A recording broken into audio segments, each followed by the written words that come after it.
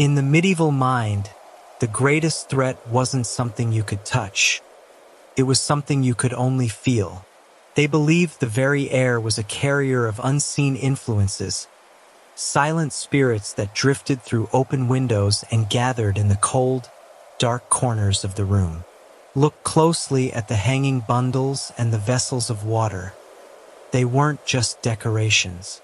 They were desperate shields against an invisible enemy. But as the shadows begin to shift without a cause, you have to wonder, were they merely protecting their bodies, or were they trying to trap something that was already inside? If you are listening at night, tell me where you are and what time it is. Welcome to Dreamy Old Stories, where we share slow and gentle stories from history. These stories are made to calm your mind and help you fall asleep. The room opens not only to what can be touched, but also to what is believed to pass quietly through it. Near the window, the air seems slightly altered, as though something unseen has gathered there without form. Thin curtains hang loosely, shifting just enough to suggest a movement that cannot be fully traced. In the corners, shadows deepen in uneven ways, creating spaces that feel occupied without visible cause. Small openings along the wall allow faint drafts to enter, carrying with them the suggestion of something beyond the boundaries of the room. To remain within this space is to sense a presence that does not rely on sight. The air carries subtle differences that are felt rather than clearly identified. A faint heaviness in one area, a lighter quality in another. Breathing becomes a quiet measure of these variations, each inhale bringing a slightly different impression. There is a softness to these changes, yet they linger long enough to be noticed. The room seems to hold these unseen elements within it, not as disturbances, but as part of its quiet composition. At certain moments, attention shifts toward these invisible influences through small, deliberate actions. A window may be opened slightly wider, allowing a new current of air to pass through, altering the atmosphere in a way that is gentle but noticeable. A cloth is placed near an opening, as if to filter what enters, its position adjusted until it rests in a preferred alignment. Objects are moved away from particular areas, creating space where something unseen is thought to gather. These actions do not seek to reveal what cannot be seen, but to respond to it. Within this understanding, illness becomes something that arrives from beyond the visible form of the body, carried through spaces that are shared and inhabited. The unseen is given a quiet importance, shaping how the body is understood without requiring direct evidence. There is a calm acceptance of these influences, as though they belong naturally to the world in which the body exists. Over time, this belief settles into the mind, creating a way of seeing that allows the invisible to hold weight, even in the absence of clear form. Along the upper part of the walls, faint discolorations appear where air has passed repeatedly, leaving behind subtle traces that are not easily named. The plaster carries slight variations in tone, soft patches that seem to gather near openings or along narrow cracks. Small hanging objects are sometimes placed in these areas, pieces of cloth or simple bundles tied with thread, positioned where the air is believed to move most freely. Their presence suggests an awareness of pathways that are not visible, yet are treated as if they follow a quiet and consistent pattern through the room. To stand beneath these hanging pieces is to experience a gentle shift in how the space feels against the body. The air seems to brush more closely along the face and hands, carrying a faint coolness that is neither strong nor entirely steady. There is a light dryness that settles on the skin, followed by a softer sensation that fades without clear boundary. Breathing becomes slightly more attentive, as though the body is listening for something carried within the air itself. These impressions do not arrive sharply, but they linger just long enough to be quietly acknowledged. At times, a hand reaches upward to adjust one of the hanging bundles, turning it slightly or tightening the thread that holds it in place. The movement is slow, guided by a sense of alignment rather than measurement. A new piece may be added beside it, creating a small cluster that shifts gently when the air passes through. Occasionally, one is removed and replaced, its position reconsidered without urgency. These actions reflect an ongoing attention to what cannot be seen, shaping the space through small, careful changes.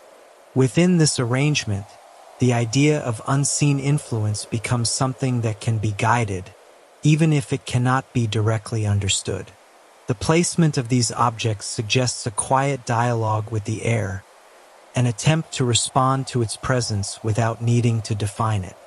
There is a sense that the room participates in this process, holding both the visible and the invisible within its structure. Over time, this interaction forms a pattern of care that feels complete in its own way, allowing the unseen to be acknowledged without requiring it to be revealed. Near the doorway and along the lower edges of the room, small vessels are placed at measured intervals, their openings left uncovered as if to receive something that cannot be seen. Some are filled with water, their surfaces reflecting a dim, shifting light, while others remain empty, waiting without clear purpose. A few contain loose herbs or fragments of material that rest lightly within, suggesting a role that extends beyond their physical form. The vessels vary in size and shape, yet their placement follows a quiet pattern, forming a loose boundary that traces the movement of air through the space.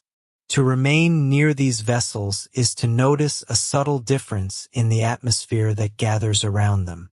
The air feels slightly cooler close to the water, carrying a faint freshness that contrasts with the dryness elsewhere. There is a quiet sense of depth near the empty vessels, as though they hold space rather than substance. Breathing in this area brings a softer sensation, one that settles more gently and lingers just a moment longer before fading. These changes are not strong, yet they create a layered experience that draws attention without effort. From time to time, the vessels are adjusted in ways that respond to these quiet variations. Water may be replaced, poured out and renewed with careful movement that avoids disturbance. A vessel is shifted a small distance along the floor, aligning it more closely with a perceived current. Herbs are added or removed, their presence altering the space in ways that are sensed rather than measured. These actions are not hurried, and they follow no strict sequence, unfolding instead as a series of small responses to an ongoing awareness. Within this arrangement, the unseen begins to take on a kind of shape, not through visibility, but through the way the space is organized around it.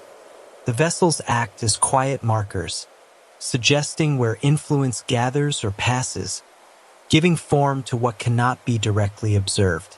There is a sense that the room becomes a map of these invisible movements, each object contributing to a larger pattern. Over time, this pattern offers a way to understand illness as something that moves through space, touching the body without needing to be seen. At times, another person enters the room carrying a different kind of awareness, shaped by how they move through the space rather than what they say. Their steps slow as they cross the threshold, as if adjusting to something that is already present. They pause near certain areas, not randomly, but with a quiet sense of recognition, as though feeling for places where the air gathers more densely. Their hands hover briefly over surfaces, not touching immediately, but sensing distance and placement before deciding where to rest. The presence of this second figure alters the experience of the room in subtle ways that are shared between both individuals. The air feels slightly more attentive, as though it responds to the awareness brought into it. There is a faint shift in how breath is taken, becoming quieter, more measured, influenced by the calm movements of the other. Even the smallest sounds, the brush of fabric, the soft contact of a foot against the floor, seem to carry a clearer tone, not louder, but more defined within the shared space. A series of small interactions unfolds between the person and the unseen influences they respond to. They adjust the position of a vessel near the doorway, moving it just enough to align with an invisible path. A hanging bundle is turned slightly, its orientation changed as if to face a different current. They may open the window further, allowing a broader movement of air to enter, then pause to observe how it settles.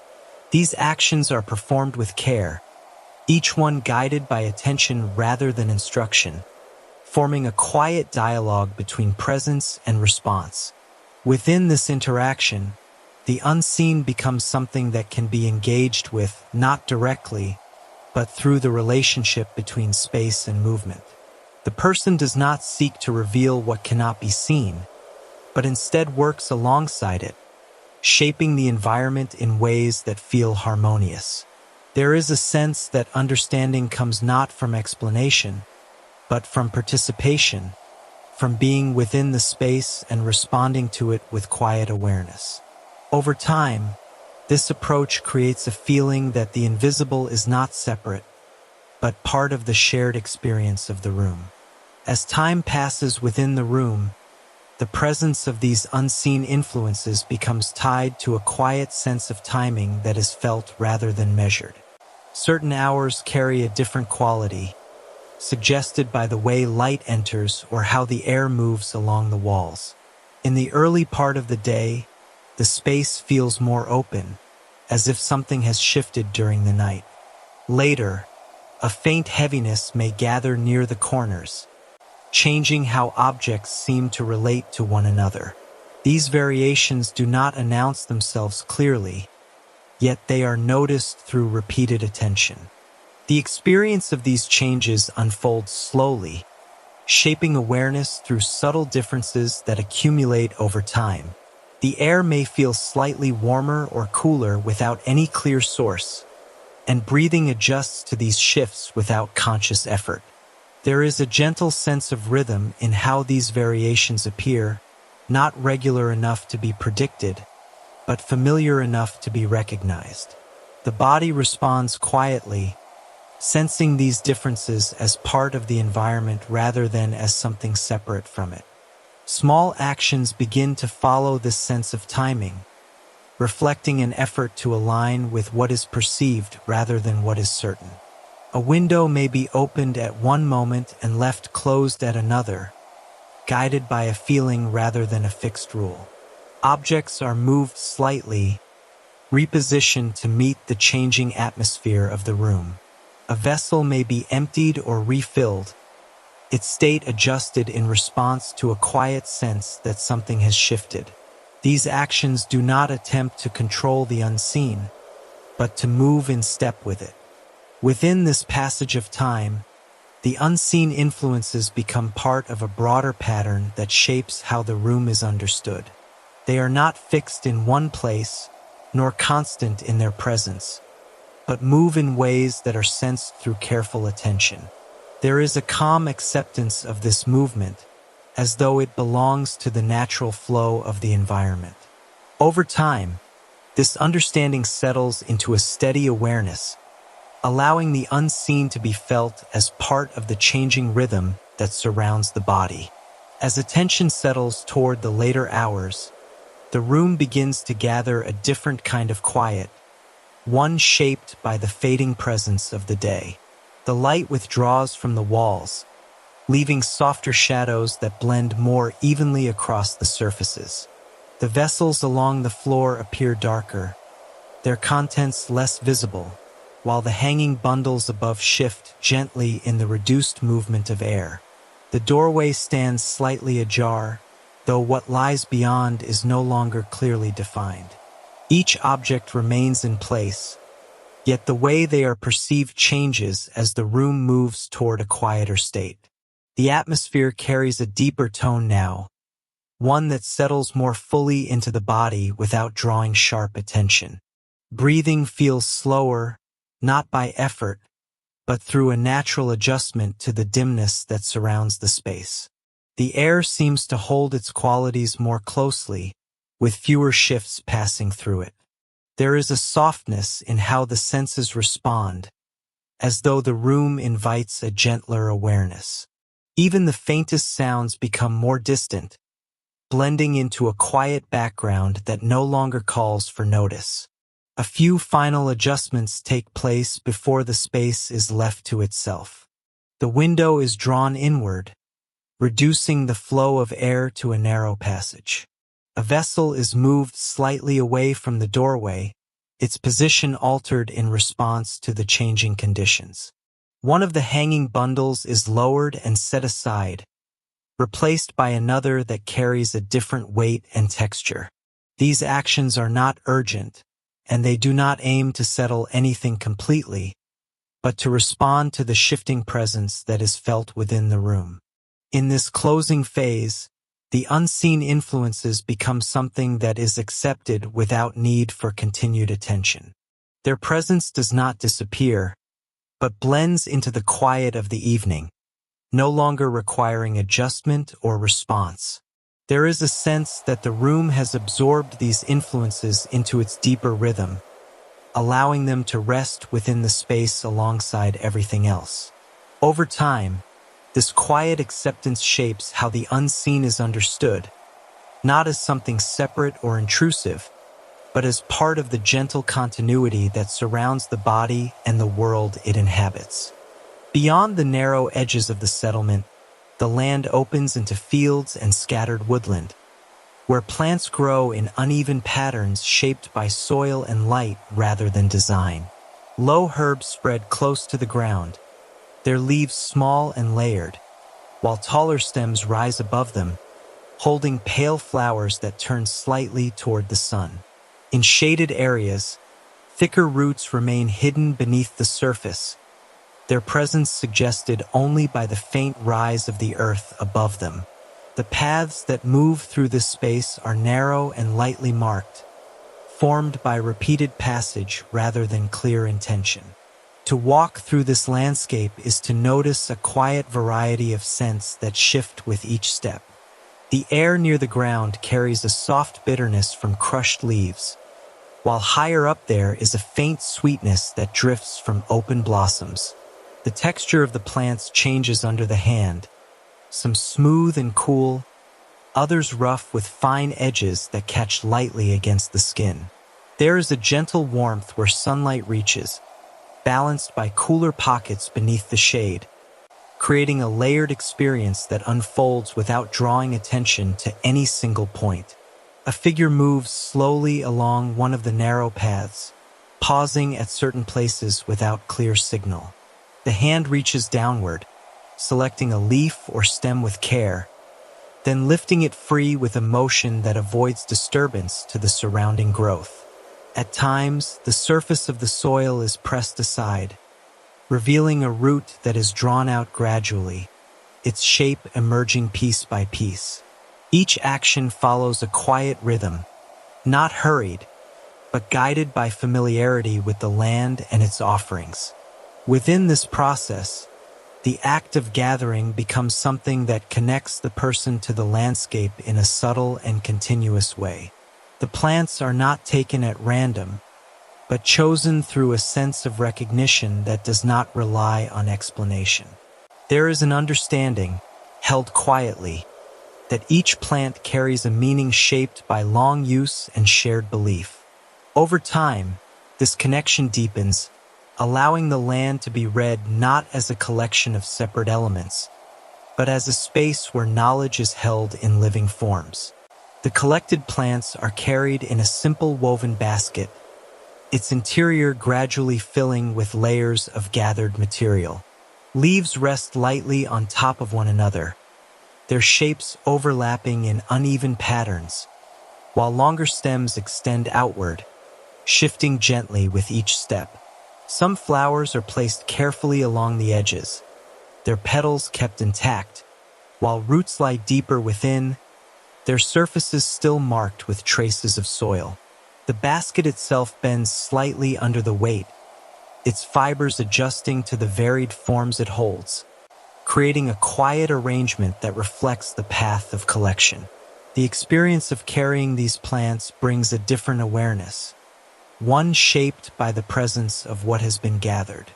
The scent rises more clearly now, no longer dispersed across the field, but held together within the basket. It forms a layered mixture, earthy, sharp, and faintly sweet, settling into the air around the person. The weight is not heavy, yet it is noticeable, shifting slightly with movement and drawing attention to the rhythm of each step. The texture of the basket presses gently against the hand, its rough surface grounding the experience. As the path continues, small adjustments are made to the contents of the basket, guided by the need to preserve what has been collected. A leaf that bends too sharply is repositioned, its edge smoothed to prevent tearing. A stem that extends outward is turned inward, aligning with the shape of the basket. Occasionally, a newly gathered piece is placed with care, fitted into the existing arrangement without disturbing what lies beneath. These actions follow naturally from the movement, creating a quiet interaction between the person and the materials they carry. Within this act of carrying, the gathered plants begin to take on a different meaning than they held in the field. They are no longer part of the landscape alone, but part of a process that continues beyond it. The basket becomes a small, contained space where the qualities of the land are brought together, held in a form that can be used and understood. There is a sense that this transition, from ground to hand, marks the beginning of a new relationship, one that connects the natural world to human intention in a quiet and continuous way. The path gradually narrows as it moves toward the edge of the woodland, where the ground becomes softer and more uneven beneath each step. Small stones appear along the way, partially pressed into the soil, while patches of moss gather in shaded sections, forming a gentle layer over the earth. The surrounding plants shift in density, some growing closer together, others spaced more widely apart, creating a subtle variation in how the landscape unfolds. In certain places, the remains of earlier gatherings can be seen: a broken stem, a disturbed patch of soil, quiet traces left behind without intention. The experience of moving through this changing ground carries a quiet awareness of balance and adjustment. Each step feels slightly different, guided by the firmness or softness beneath the foot. The air holds a deeper scent here, richer with moisture, carrying a faint coolness that settles into the breath. There is a softness in the way sound travels, footsteps absorbed more fully, leaving behind only a gentle impression of movement. The presence of the basket adds to this awareness, its contents shifting subtly in response to each uneven step. A brief pause occurs as the figure reaches a place where the plants grow more thickly, their forms overlapping in a way that suggests a different kind of attention. The basket is lowered carefully to the ground, its base settling into the soft surface. Hands move slowly through the growth, parting leaves to reveal what lies beneath, selecting with a quiet certainty that does not require explanation. A root is loosened from the soil with gentle pressure, lifted free without breaking its form, then placed within the basket with deliberate care. Within this moment, the act of gathering takes on a deeper sense of connection, shaped by the awareness of what is chosen and what is left behind. There is no sense of taking everything, only of selecting what feels appropriate within the quiet rhythm of the place. The land is not approached as something to be emptied, but as something to be engaged with thoughtfully. Over time, this approach forms a pattern of interaction that feels balanced, where each action reflects a quiet respect for the space and its continuing presence. Another figure appears along the path, moving from a different direction, carrying a similar basket that holds its own quiet collection. Their pace is unhurried, and as they approach, there is no sudden change in movement, only a gradual awareness of shared presence. They pause near one another without formal greeting, their attention drawn instead to what each carries. One lifts a small bundle from the basket, holding it up briefly, not to explain, but to show. The other leans slightly closer, observing its shape and color, then responds with a subtle nod that acknowledges recognition. The space between them holds a quiet exchange that unfolds without the need for spoken words. The scent of gathered plants blends together, forming a richer mixture that surrounds them both. There is a gentle awareness of breath, not synchronized, but influenced by the same calm setting.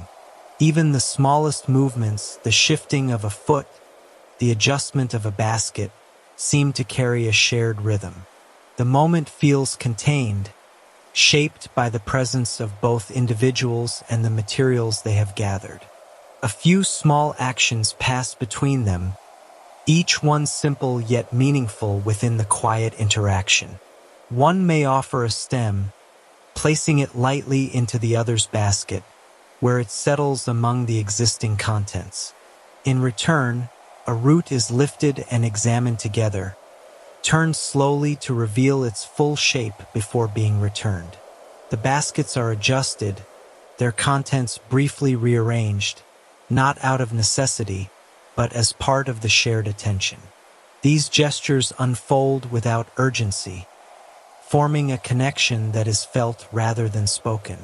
Within this meeting, the act of gathering extends beyond the individual and becomes something shared, shaped by quiet recognition and mutual understanding. The plants carry meanings that are not explained, yet they are understood through this simple exchange. There is a sense that knowledge moves between them in subtle ways, carried through observation and presence rather than instruction. Over time, these moments of connection form a quiet network, linking individuals through the shared practice of gathering and the meanings held within the plants themselves. As the gathering continues across different days, the act begins to follow a quiet pattern shaped by memory rather than instruction. Certain paths are chosen again, not because they are marked, but because they feel familiar underfoot. The same patches of ground are approached at similar times, when the light falls in a particular way or when the air carries a certain quality. The plants themselves seem to appear differently depending on these moments, some more open, others more concealed, guiding the hand through subtle recognition rather than clear signs. The experience of returning to these places carries a gentle sense of continuity that settles into the body over time. There is a quiet awareness of change, not sudden, but gradual, noticed through small differences in scent, texture, and color. A plant that once held a sharper bitterness may now feel softer, while another may carry a stronger presence than before.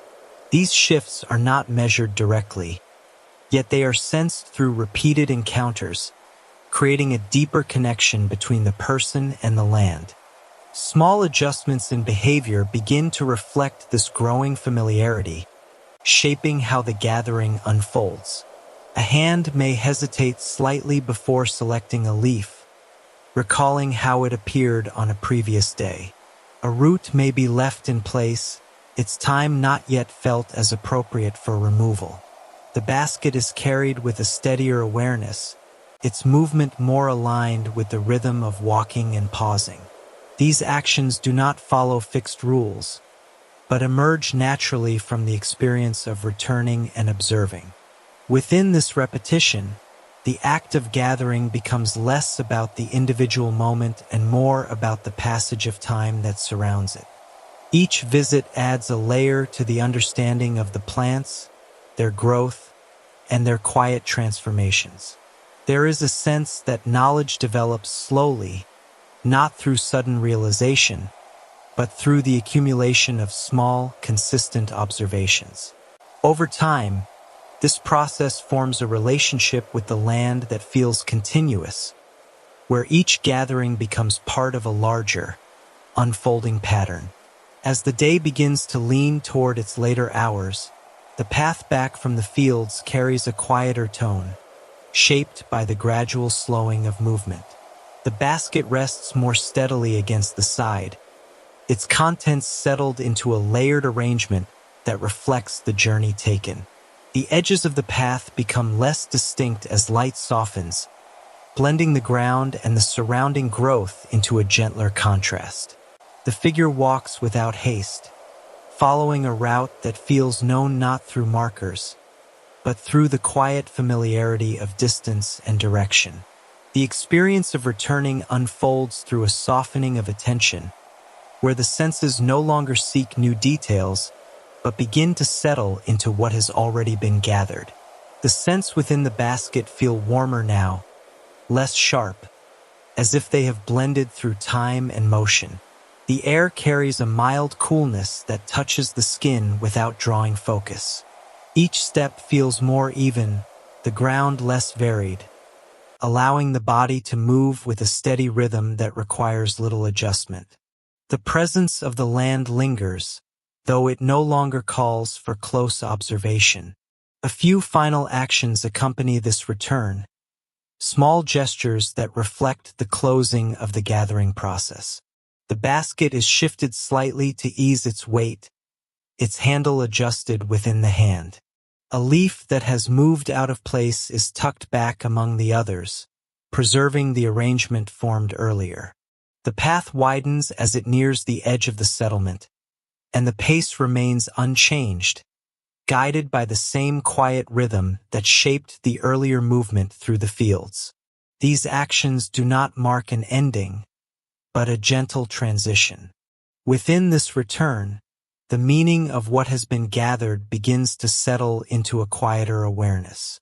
The plants are no longer part of the landscape alone, nor entirely part of what will follow, but exist in a space between these states. There is a calm understanding that their role will continue in another setting, shaped by the same quiet care that guided their collection. Over time, this passage from field to home becomes a familiar cycle, one that connects the outer world to the inner spaces where these materials will take on new forms and meanings. Within the dim interior of the room, the arrangement of space shifts slightly to accommodate the act of speaking. A low seat is placed near the center, facing no particular direction, while a second remains nearby, positioned at a subtle angle. The walls, marked by uneven texture, seem to gather sound in a way that softens its edges. A small object rests on the table, not used directly, yet present as part of the setting. The window allows a narrow line of light to enter, falling across the floor where the voices will soon begin. The first sound does not arrive suddenly, but emerges as a quiet extension of breath, forming a word that carries a soft, rounded shape. It moves gently into the air, not pushed, but allowed to form at its own pace. As more words follow, they create a rhythm that is neither hurried nor fixed, rising and settling with a calm repetition. The tones are low and even, blending into the space rather than standing apart from it. Listening to them feels less like hearing distinct phrases and more like sensing a continuous presence. A slight shift occurs as the voice continues, adjusting its tone in small ways that reflect attention rather than change. Certain words are held a fraction longer, their sound lingering before fading into the next. The speaker's posture remains steady, though the head may tilt slightly, as if aligning with the rhythm being formed. A second voice may enter quietly, not interrupting, but joining the pattern with a similar cadence. Together, the sounds weave into a layered sequence, each part supporting the other without drawing focus. Within this unfolding, the spoken words begin to carry a meaning that extends beyond their direct form. They are not used to explain or instruct, but to create a presence that fills the space in a gentle, continuous way.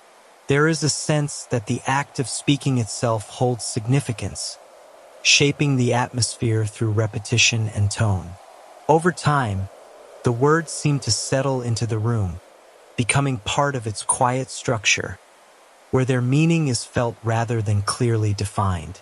The voices continue at a low level, forming a pattern that repeats with small variations rather than exact return. Each phrase is shaped with care, its beginning and ending allowed to settle naturally into the air. The speakers remain seated close to one another, yet their attention is directed more toward the rhythm than toward each other. Their hands rest loosely, sometimes touching the edge of the seat or the surface beside them, without drawing focus. The arrangement of their bodies reflects a quiet alignment, as if positioned to support the steady flow of sound. Listening within this space brings a gradual shift in how the senses respond. The repeated phrases begin to feel familiar, not through memory alone, but through the way they settle into the body. The air carries a soft vibration that can be sensed faintly in the chest and throat, as though the sound has a physical presence. The difference between one word and the next becomes less important than the overall movement they create together. Even silence between phrases feels connected, holding the same quiet tone as the words themselves. At certain moments, the rhythm changes slightly, not in speed, but in emphasis. A phrase may be spoken with a deeper tone, its weight felt more strongly before it fades. Another may be softened, its sound lighter, almost blending into the breath that follows. One voice may pause briefly, allowing the other to continue alone, then return again without disrupting the pattern. These adjustments are subtle, shaped by attention rather than intention, allowing the sequence to evolve without losing its continuity.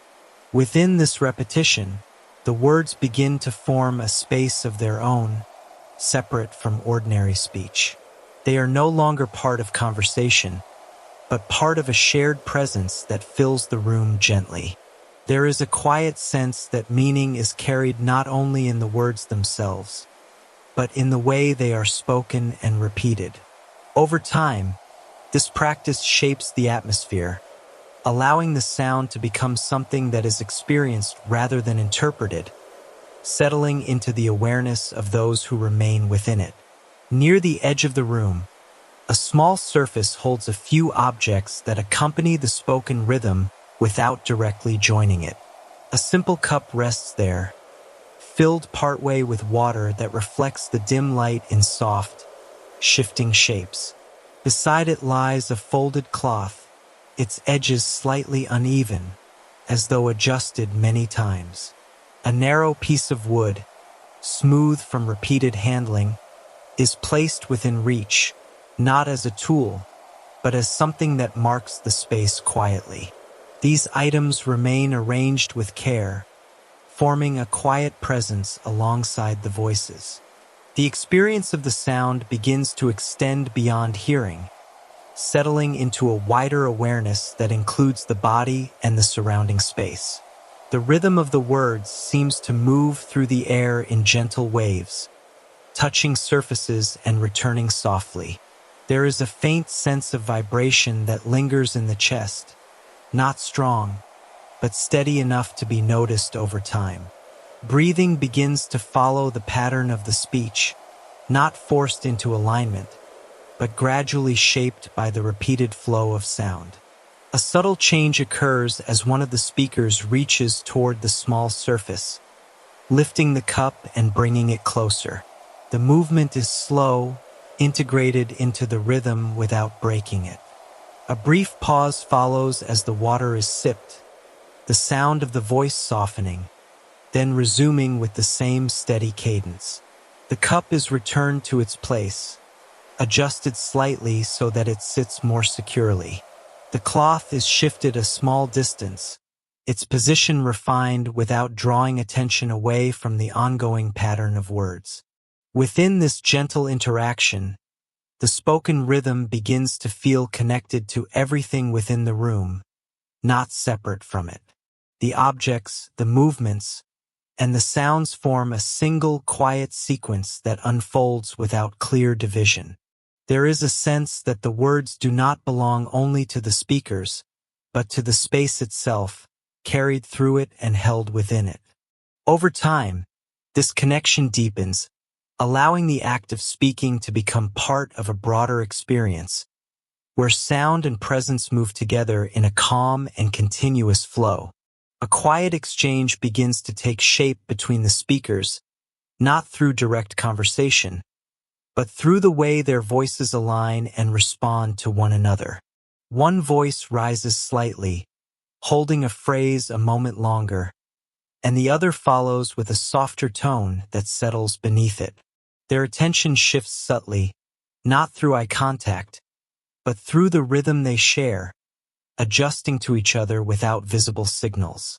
The distance between them remains unchanged, yet their presence feels more connected, as though the space between them has been gently filled with the sound they create together. The atmosphere becomes more layered as this shared rhythm deepens, carrying a sense of closeness that is felt rather than seen. The air seems to hold the sound more fully now, allowing each phrase to linger just slightly before fading. There is a quiet warmth in this exchange, a sense of continuity that moves through both voices without interruption. Breathing becomes more attuned to the pattern, and the boundary between one speaker and the other begins to soften, shaped by the steady repetition of sound. Small shifts occur within this shared pattern, marking a quiet evolution in how the voices move together. One speaker may pause, allowing the other to carry the sequence forward alone, then return at a slightly different point, blending back into the rhythm without disruption. A phrase may be spoken more slowly, its sound stretched gently, while another follows with a quicker cadence that restores the balance. These changes are subtle, guided by attention rather than intention, allowing the exchange to remain fluid and continuous. Within this interaction, the spoken words take on a shared presence that extends beyond individual expression. They become part of a collective rhythm that shapes the experience of the room, connecting those within it through sound rather than direct communication. There is a sense that meaning arises not from what is said, but from how it is carried between voices. Over time, this shared pattern forms a quiet bond, where the act of speaking becomes a way of being present together, held within the gentle continuity of sound. As the sequence continues, the passage of time begins to reveal itself through the slow transformation of the rhythm rather than through any visible marker. The phrases that once felt newly formed now carry a softened familiarity, their shapes recognized before they are fully spoken. The light from the window has shifted, falling at a lower angle across the floor, touching different parts of the room than before. Shadows stretch in longer lines, subtly altering how the space is perceived, while the voices continue within this changing environment. The experience of time here is not measured in clear segments, but sensed through these gradual shifts that unfold alongside the sound. The repetition of words creates a steady thread, while the surrounding space moves gently around it. There is a quiet sense of duration, felt in the body through the ongoing rhythm of breath and voice. The air seems to hold the sound differently as time passes, allowing it to settle more deeply, as though it has become part of the room's atmosphere rather than something newly introduced.